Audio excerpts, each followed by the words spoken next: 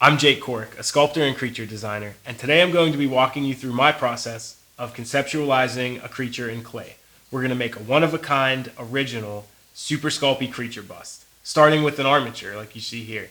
But before we can get into clay, we have to bulk it out with aluminum foil.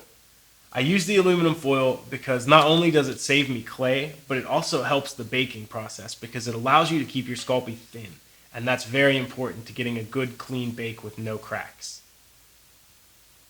I start by trying to find the anatomical landmarks of the character. Like I know his head is going to be here, I've got this kind of elongated neck and a hunchback, and immediately I see that in the armature, so it informs my character. So now the tinfoil process is just accentuating those shapes and sort of thinking about what the character's skeleton would look like and what his bones would be shaped like. Because that's really what you're doing here, is you're creating the underskeleton of the character. And if you think about the clay as muscle and skin, it really starts to make sense as to why you would do this process and think about the character's skull. The rough out stage is all about getting the armature covered with clay. There's no detail involved. It's all about just getting your basic forms established, finding where the character's rib cage is, finding where his neck is, and adding large pieces of clay and attacking forms aggressively, and starting to get the building blocks of your character onto this armature. You can do the first half of your sculpture with nothing but your hands. And you'll be surprised at how many small forms you can bring out and the amount of finesse that you can get without sculpting tools. It'll really make you a faster sculptor if you don't rely on loop tools constantly and rakes and things like that for these early stages. Now, we will move on to those and I'll use different sculpting tools throughout the sculpture. But in these early stages, there are no better tools than your hands. The sculpture is still really rough, but we've got the armature covered, and we're starting to find out where the anatomy of this character falls and what kind of shape he is. I'm really focusing on the big forms. I'm not worried about details or eyes or smoothing or any of that stuff. I'm really just trying to find the big masses of shape. And now, about to start to make those shapes more specific and add all the little things that will bring this character to life and flesh out his anatomy. I'm working the area on the neck and the collarbone. I'm really trying to get some specific shapes in those. They'll all be covered over with layers of detail and form later, but for now I'm just trying to establish clean, clear shapes.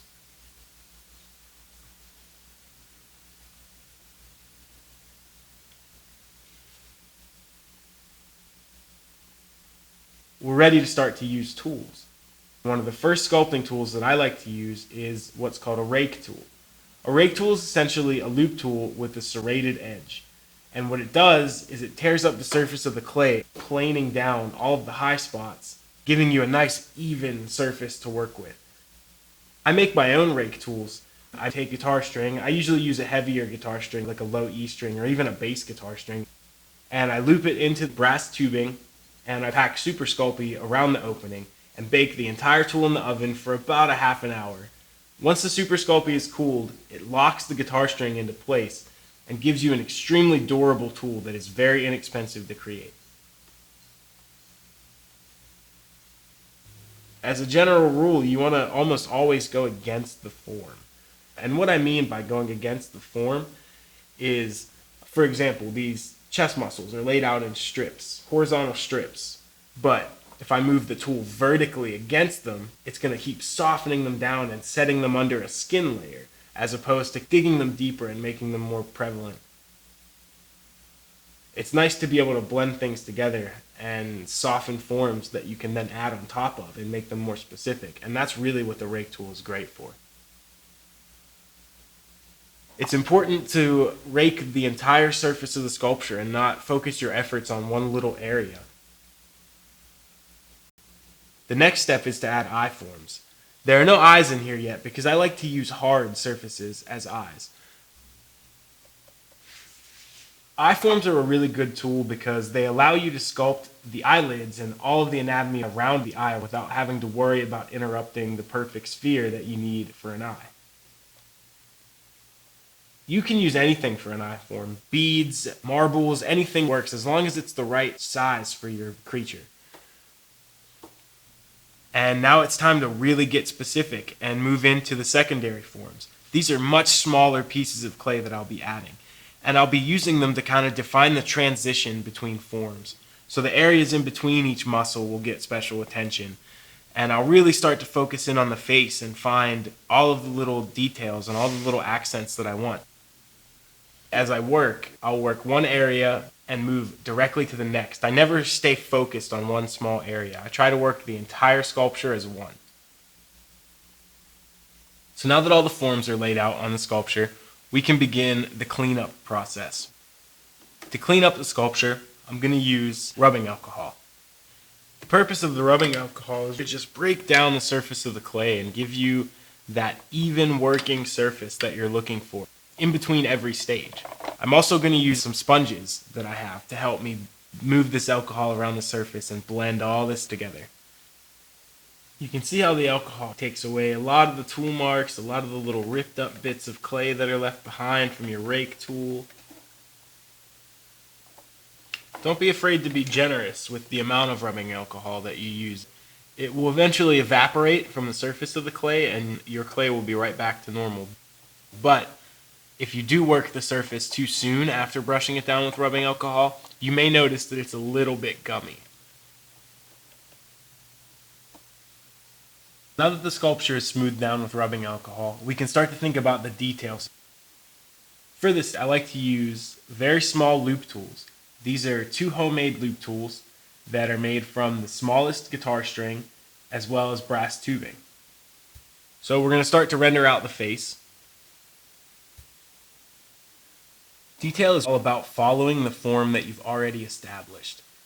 You want to accentuate the shapes that you spent all that time working on in your form stages with the detail. You don't want to fight them, you don't want to go against them. You should always be working with your anatomy and the things that you've already established.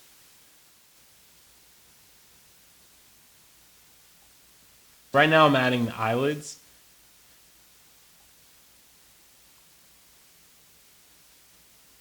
This is one of my favorite areas to use the ball stylus tools.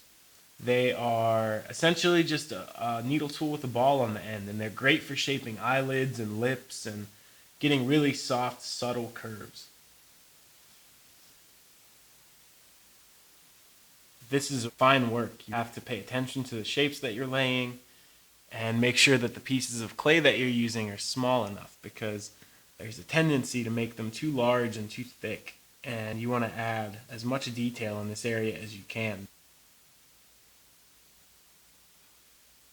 Great sources of reference for detail can come from pictures of animal skin. You can look at your own skin. All the little wrinkles and pores is what you should be looking to replicate in your sculpture.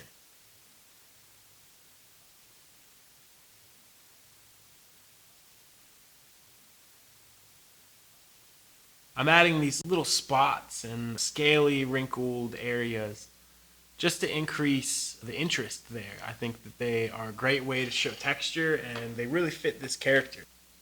He has kind of a frog-like appearance.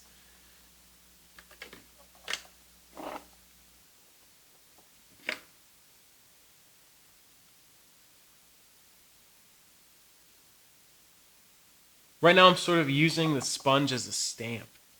It's really beneficial, especially if you're trying to work fast, to work the entire piece as one. And these sponges are a great way to do that because they're an excellent way to get a very finished all-over texture.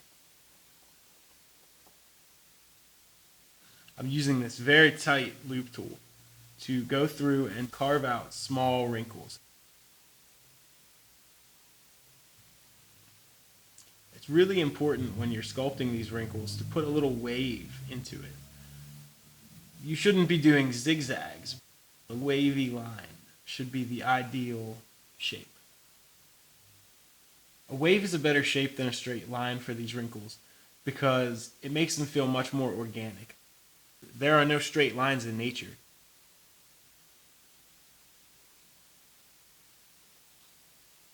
I'm using the sharp little loop tool to dig out some areas of this face and add contrast and push some areas deep under the skin.